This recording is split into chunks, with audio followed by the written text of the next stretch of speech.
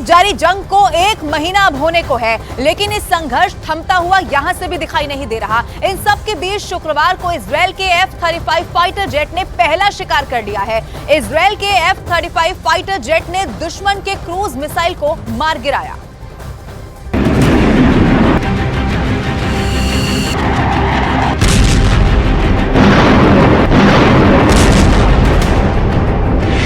Israel Hamas युद्ध में F-35 की एंट्री।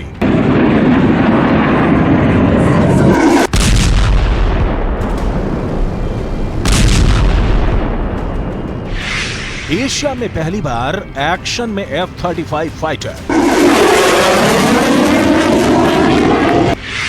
स्वेज नहर में अमेरिका ने तैनात किया परमाणु पनडुब्बी।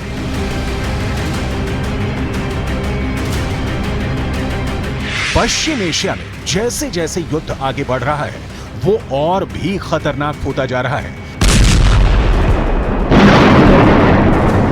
अब इस युद्ध में दुनिया के सबसे एडवांस हथियारों का इस्तेमाल शुरू हो चुका है। इजरायल की सेना का दावा है कि उसने यमन से दागी गई क्रूज मिसाइल को हवा में तबाह कर दिया, जिसका वीडियो इजरायल डिफेंस फोर्स ने सोशल मीडिया प्लेटफॉर्म एक्स पर साझा किया। वीडियो में क्रूज मिसाइल को आदिर फॉर्मेशन से F-35I पीछा करते हुए दिखाया गया।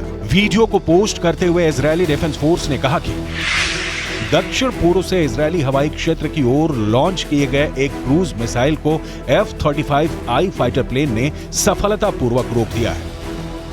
इजरायल की सेना का दावा है कि यमन से दागी गई क्रूज मिसाइल को एरो एरियल डिफेंस सिस्टम ने डिटेक्ट किया, जिसके बाद इजरायल की वायुसेना एक्शन में आई। उसने 5वीं पीढ़ी के लड़ाकू जहाज F-35I के जरिए इस क्रूज विमान को हवा में ही मार गिराया।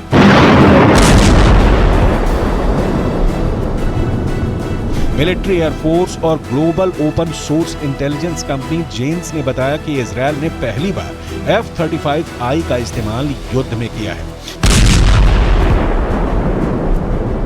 इधर इजरायल हमास युद्ध के बीच अमेरिका की सेना ने बड़ा ऐलान करके दुनिया को चौंका दिया है।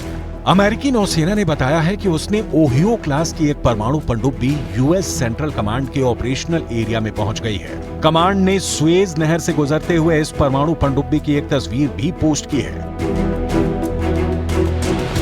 अमेरिका हमेशा से अपनी परमाणु पनडुब्बियों की गतिविधियों को काफी खुफिया रखता है। ऐसे में अमेरिका के इस ऐलान ने रक्षा विशेषज्ञों को भी हैरान कर दिया है।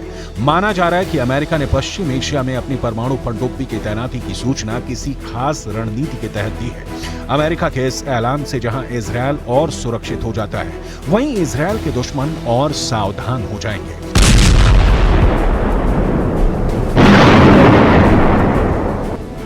इस बीच न्यूयॉर्क टाइम्स की रिपोर्ट के अनुसार CIA chief William Burns Israel पहुंच चुके हैं। उम्मीद है कि बर्न्स हमास के खिलाफ लड़ाई जारी रखने और बंधक लोगों के मुद्दे पर बातचीत करेंगे।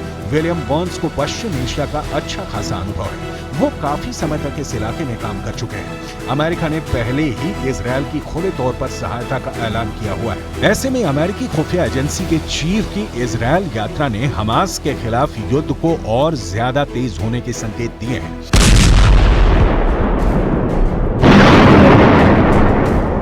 इजरायल शुरू से ही दो टूक कहता आ रहा है कि वो गाजा पट्टी से हमास के खात्मे तक नहीं रुकने वाला है।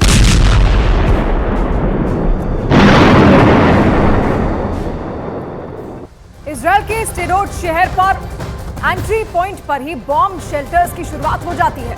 गाजा बॉर्डर से लगे इस शहर में सुरक्षा के लिए जगह जगह कंक्रीट के मजबूत बंकर तक बनाए गए हैं। बॉम्ब शेल्टर की राजधानी के तौर पे स्थापित स्टेरोट शहर के एंट्री पॉइंट पे है, जो कि गाजा से नज़दीक का एंट्री पॉइंट है। और जब आप एस्केलॉन से आते हैं तो ये एंट्री पॉइंट पड़ता है। पीछे आप देख सकते हैं स्टेरोट, और स्टेरोट के एंट्री पॉइंट पे पहुंचने से पहले ही आपको ये एहसास होने लगेगा कि ये शहर कुछ अलग है। बॉम्ब शेल्टर आपको यहीं से देखने को मिल जाएंगे। ये देखिए, एक बॉम्ब शेल्टर आपको दिख रहा है जहाँ मीडिया के लोग खड़े हैं, पुलिस के जवान खड़े हैं। दूसरा बॉम्ब शेल्टर आपको यहाँ दिखने को मिलेगा सामने में, देखिए ये सड़क के बगल में जहाँ मीडिया के लोग खड़े हैं।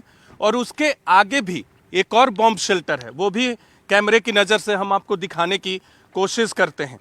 ये कुल 4 बॉम्ब शेल्टर हमें यहां देखने को मिलते हैं। इधर करम आ जाइए, ये सामने में देखिए, सामने में तीसरा बॉम्ब शेल्टर जो सफेद सामने में करम आपको जो दिखा रहे इस वक्त कैमरे पे दिख रहा है, और चौथा बॉम्ब शेल्टर करम सिंह के पीछे है, करम जी के पीछे है, ये एसडेरोट शहर का एंट्री पॉइंट है। और चौथा बॉम्ब शेल्टर बस स्टैंड के पास इधर करम जी, ये चौथा बॉम्ब शेल्टर।